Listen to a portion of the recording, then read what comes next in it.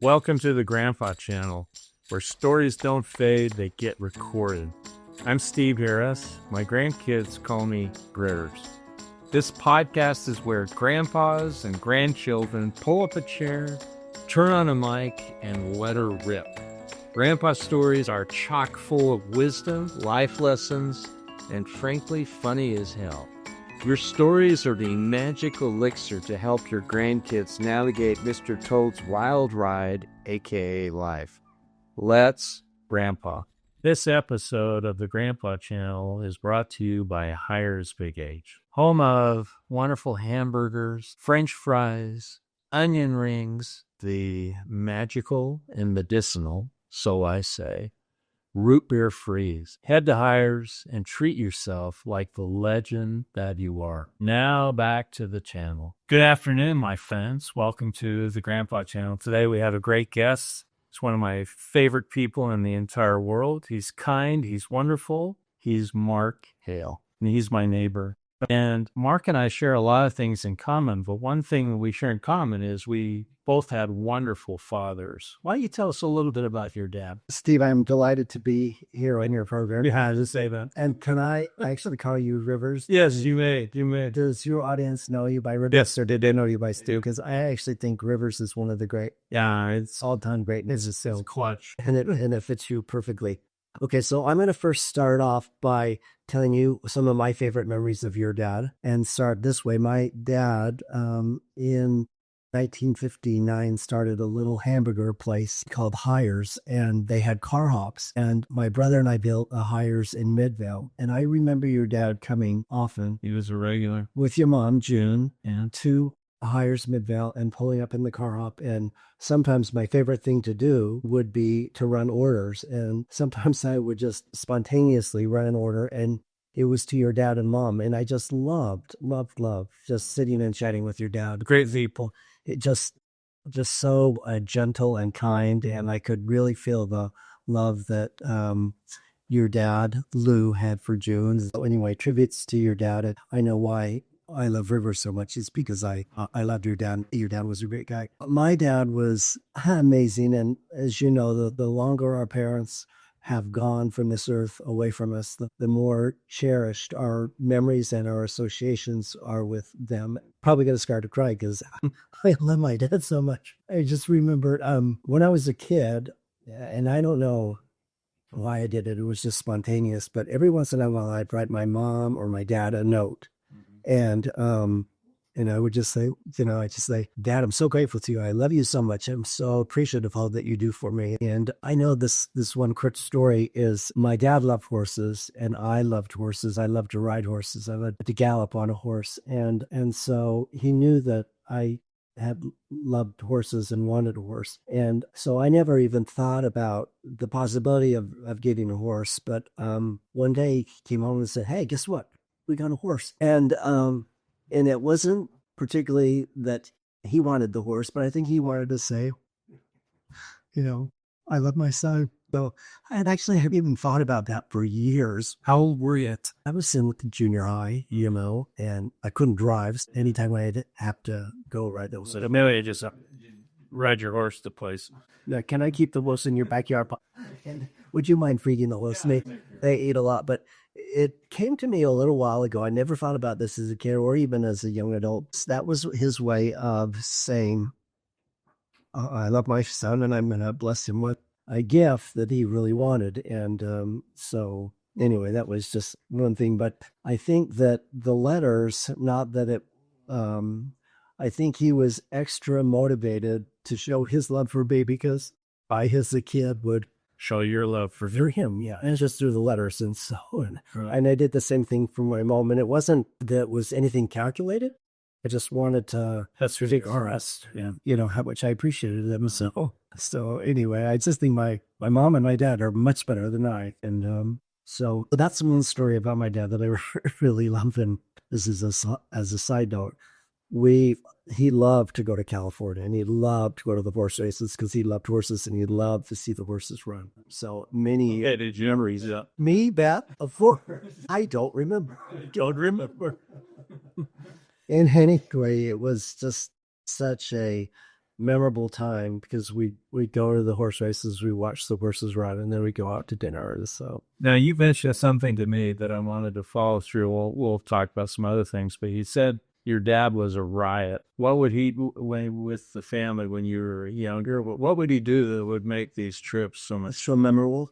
Well, when he was at home, he was very intent businessman, and he really did not let his hair down while he was at home. He was, no, I should say when he was in business, he was certainly much more relaxed when he would come home from the office from a restaurant. Really became laid back and very happy and cheerful on a vacation.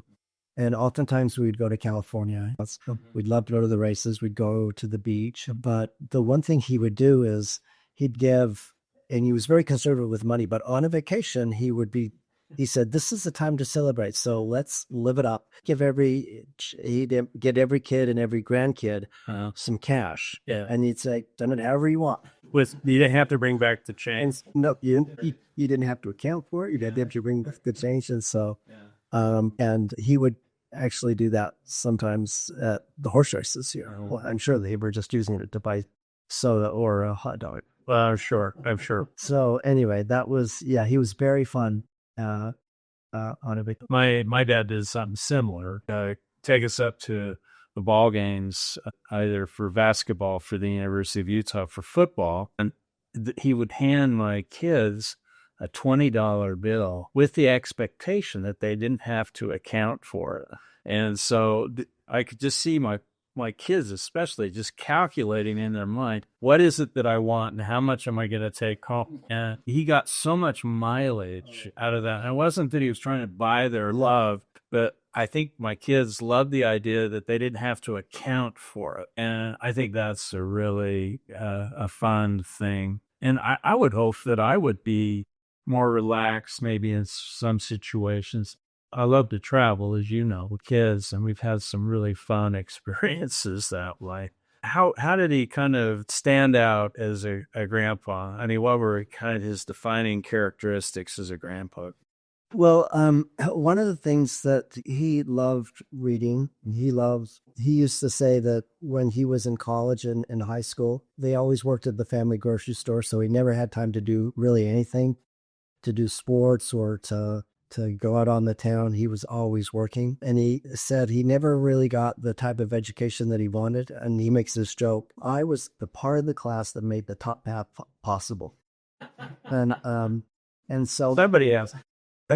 someone has to be in that version of the class. Yeah. But because of it, when he got his business established, every night he would do his homework. In other words, he would go study and he would read tons of books and material. He loved Neil Maxwell, and he would get his legal pad out and he would write down all these terrific quotes. One of his favorite quotes is, a person to be happy in life needs three things: someone to love, something to do, and something to look forward to. Say that again. To be happy in life, you need three things: someone to love, something to do, and something to look forward to. And so Shirley was the one he loved. Your mom. My mom, Shirley, great name, by the way. And then his business hires was something to do and provided all these opportunities for him and the family, and then something to look forward to. And I'd say my dad always looked forward to going to California. I mean, if I kind of remember right, like every 3 months or every 4 months, he'd say, hey, I'm going to go to California this weekend. You want to come? And Really? And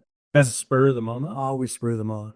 But Drive or fly? I think we drove a lot. In fact, I remember driving all night. Yeah. When I was in college, when I had joined the trip, Yeah. I would be the driver because I could stay awake, longer than he could. So we would drive to California and go to the races, for 3 days and go out. I'm a little worried that maybe you've got some betting problems in your past that you haven't come out with. I don't have no idea what you're talking about. That sounds fun. Honestly, it was really just a blast. And he had a system where mathematically he would track the times of the horses and the distance and the weather. And you got pretty good to predicting who would come in first in the second round. So what's one phrase or value you hope that your grandkids remember you? What's something you wish that they would remember you? when I will see my kids, when I run, I was pretty fast and always loved to run. It's only one of them. My daughter, ran in high school and college, but I got into because I loved running so much. When I would see the grandkids far off, when we'd go to their house or they'd come to my house, I'd say, give me a running hug. And so they would just come running towards me. And then I would swing them, pick them up, swing them under my legs, and then just lift them up and give them a big hug. And that was kind of a tradition. That's your thing. That's my thing. And I'd always say, I love you so much, and they could see it in the run and in the embrace and in the phrase. So I bet you have these lovely pictures in your mind of the kids running towards you with big, huge grins on their face. And they'll do it once and they'll say, do it again. I want to do it again. So sometimes you'll get 5 hugs and 5 runs just because they enjoy it as much as I'm enjoying it. So that's probably one of the things that I hope carries on in the generations. One, that they'll all love to run. They'll all try to run on their high school and college groups, and that they give more their fitness. Absolutely. And their mental soundness, and that it will definitely do that, embrace their kids that way and their grandkids that way. And hopefully that will be a tradition that will go on through the ages. All right. Is there a tool, a recipe, a song or object that represents you? And you can just riff on this, baby. Well, if you're going to say food, I mean, I love food. That's kind of our heritage, being in the food business. But and we love comfort food. But the one I'm going to save to the last. We love mashed potatoes with gravy. We love macaroni and cheese.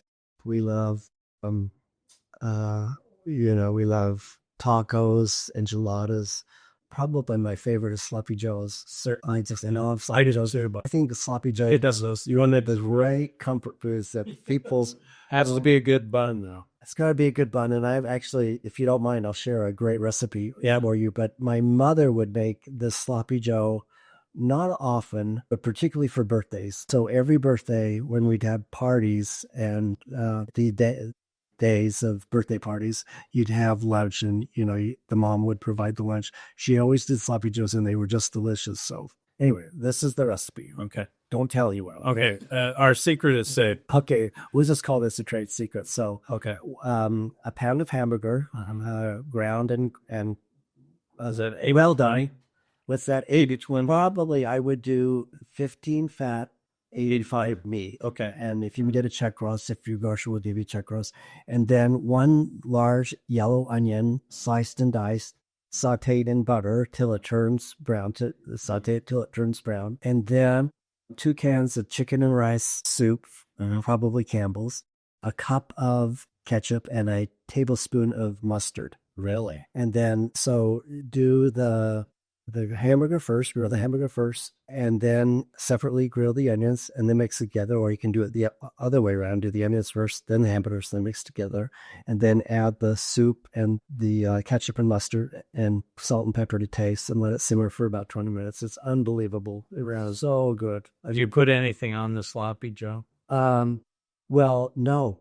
It's just the bun and the Sloppy Joe. You're a purist, probably, because I like to put a really good pickle. I love pickles. And then I probably put an extra squirt of mustard on there, too, because I love that. Well, will you try to dress it? Will you try to dress it straight? Yeah, let me know what you think. I will.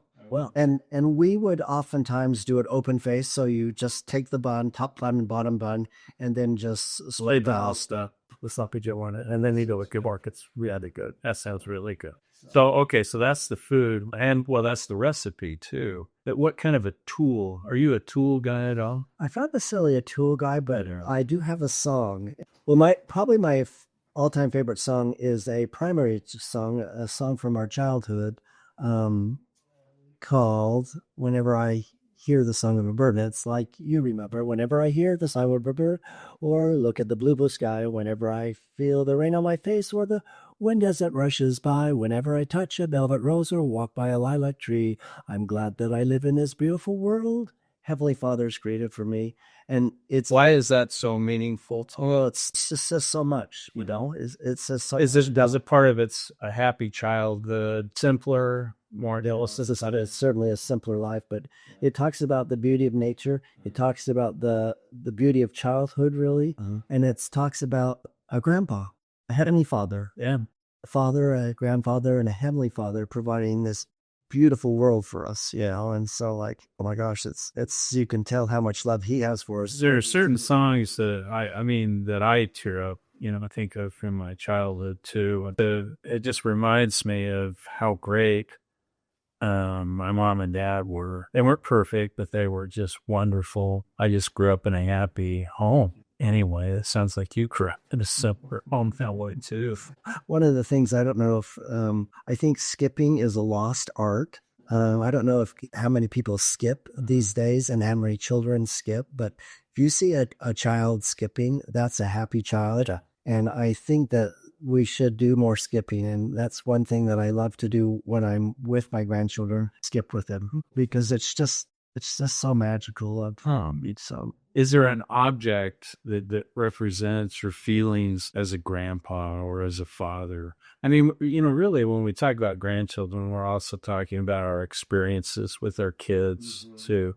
But is there an object that you kind of think of? For instance, right up here, it's what we call the smithy.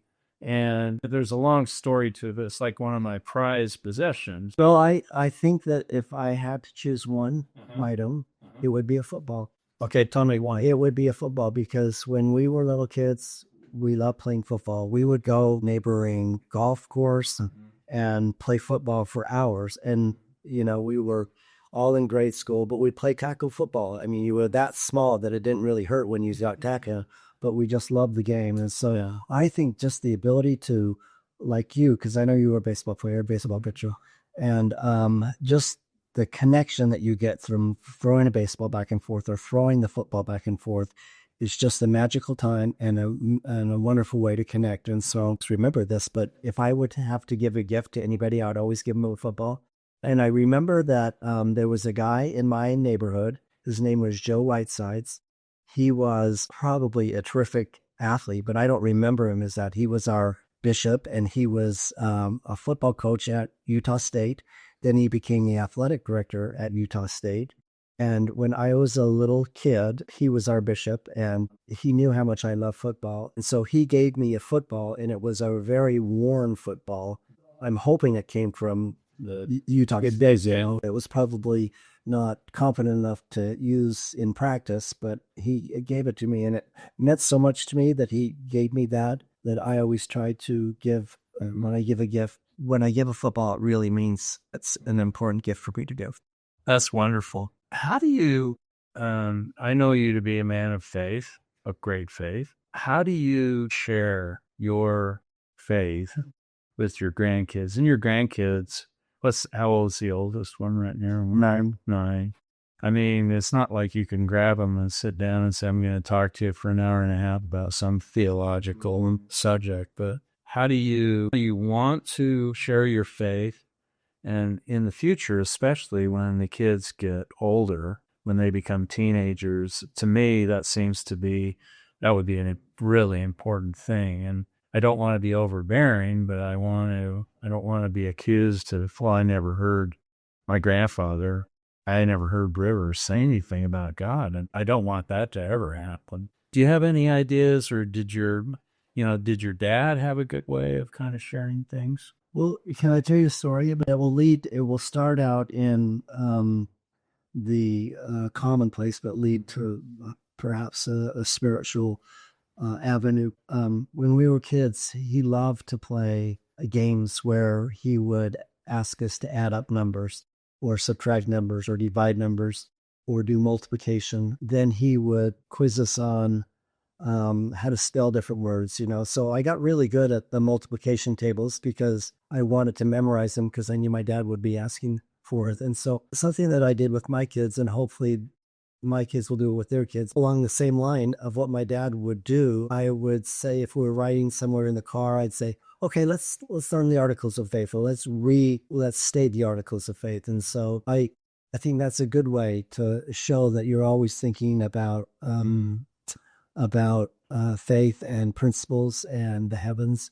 And another way is just, hey, always praying, you know. What role do you think prayer has been for you as a dad, but also for you as a grandpa? Okay, so I'm going to go back to my father. He was the best prayer in the family. Was He he? loved to pray. Was they long prayers? I think they were medium, to tell you the truth. They weren't short, they weren't long, they weren't preachy, but he really could talk to God. It was his gift that he could pray. And so I knew that heaven was important to him. The heavens were important to him, that God was important to him. And we always have morning prayers. I'm not so sure about evening prayers, but morning prayers. And so I think that's a really good way of communicating. And that's a good way to communicate love, too. You express gratitude for grandkids, kids. A scripture with kids and grandkids. I think that one of the things that is really one of the reasons why I wanted to do this channel is I have this really strong belief that we grandpas have incredible stories to tell.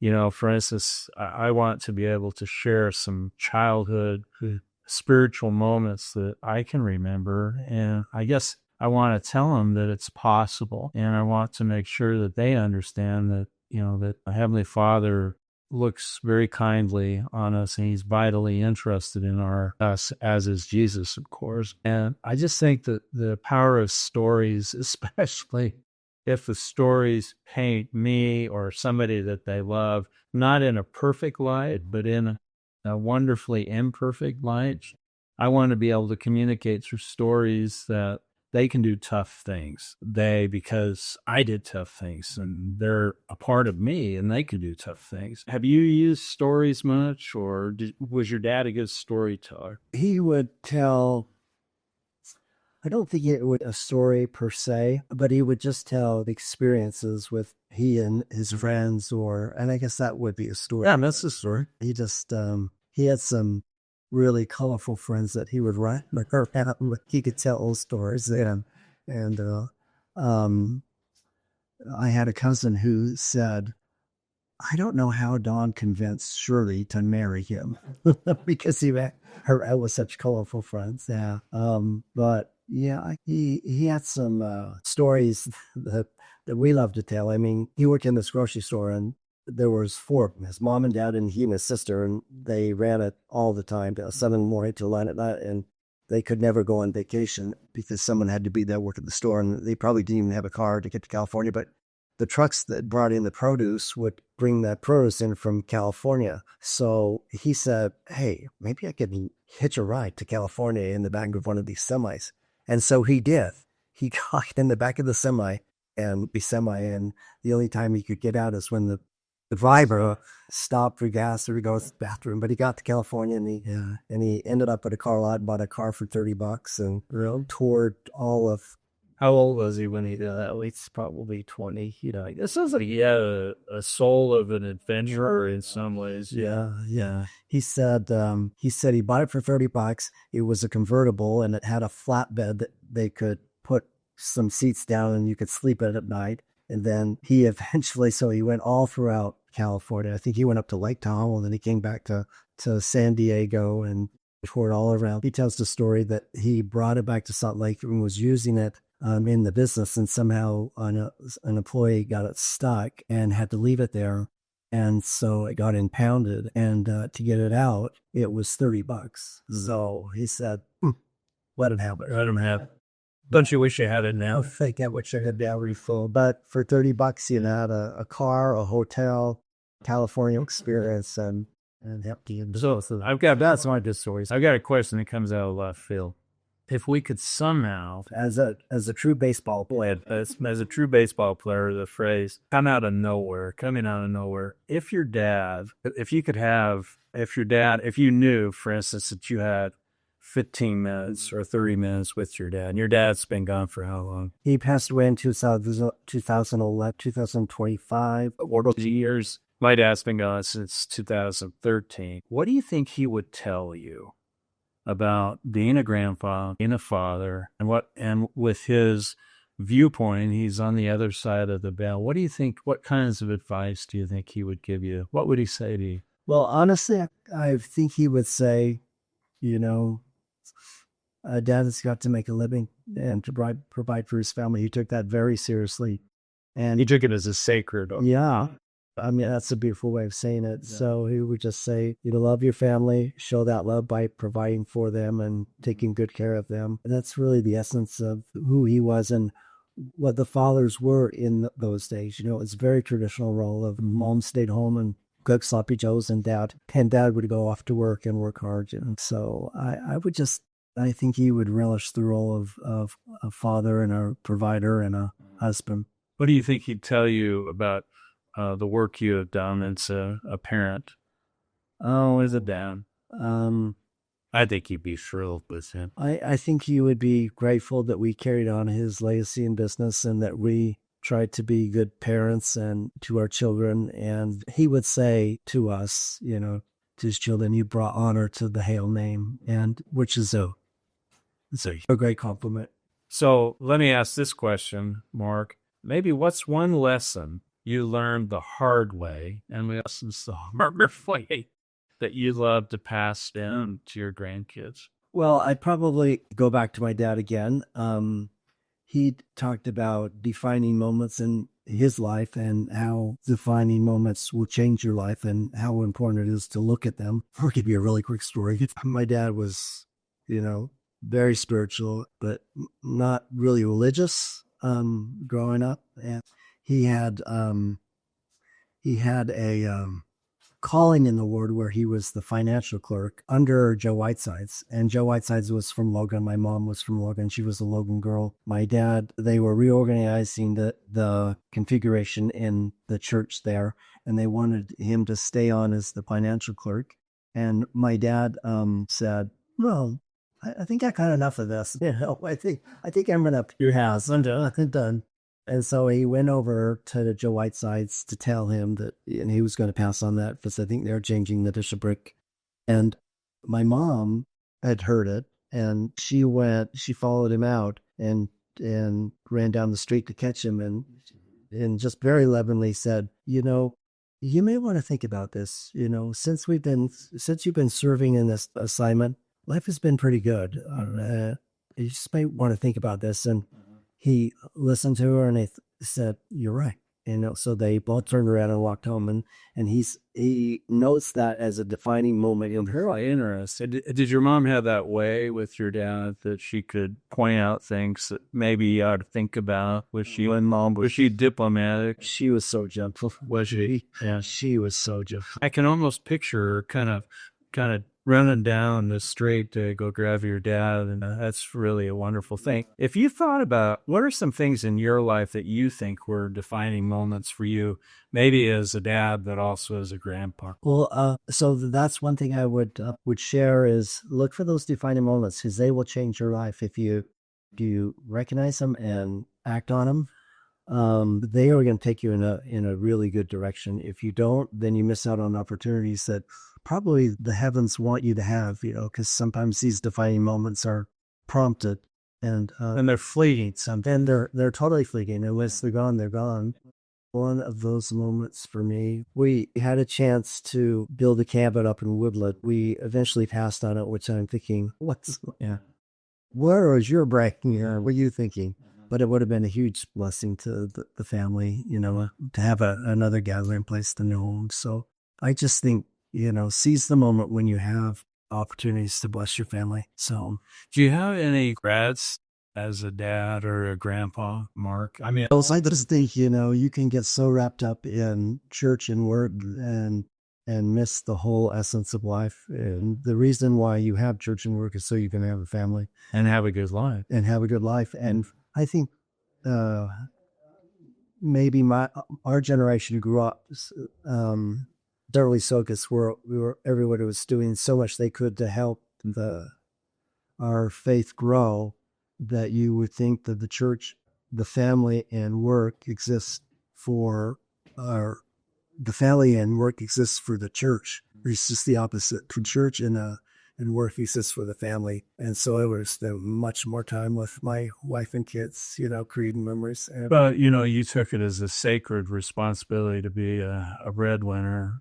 And I just know that your heart was in the right place. And I think that I'd like to think that my heart's been in the right place, and I've been through some pretty hard times, and where you just wonder if God's maybe too busy putting out fires somewhere else. But what I found personally is that God does listen to prayers. And I think prayer is a huge deal of being a grandpa and also being a father to. And you and I have had wonderful, numerous conversations about God, about Jesus, about so many different things.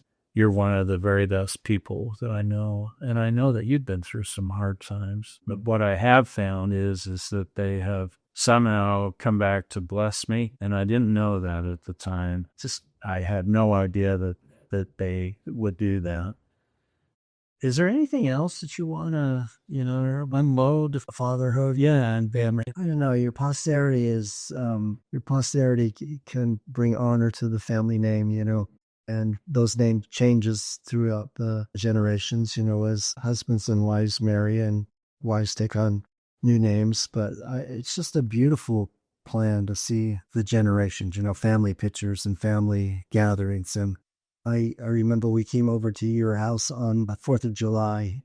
Well, actually, we came over to Lou and Juden's house. Oh, the cul-de-sac of fire. Oh, my gosh. The yard was so beautiful, and the food was delicious. And I thought, well, this is what it's all about, So that was a fun memory for me. Speaking of that was one of my dad's pet phrases, was "this is what it's all about." And he was always referring to, the kids and his grandkids, and I sometimes think that there are people who don't view their kids and grandkids necessarily as blessings, but obligations. That was one of the things that my dad would always say, is that, Steve, this is what life's all about. This has been a wonderful chat with my good friend Mark. I've learned things about Mark that I did not know. What are you talking about, Steve? And, but I just think that there are people like Mark, they're all around us who have these fantastic stories and the ability to help all of us see life more clearly and to help our grandkids. And so I'd like to thank you for coming by. Thank you. You betcha. You betcha, friend. Thank you. That's it for today's episode of the Grandpa Channel. Until next time, keep the mic hot, the memories fresh, and the jokes just slightly inappropriate. I'm out of here. I gotta go take a nap.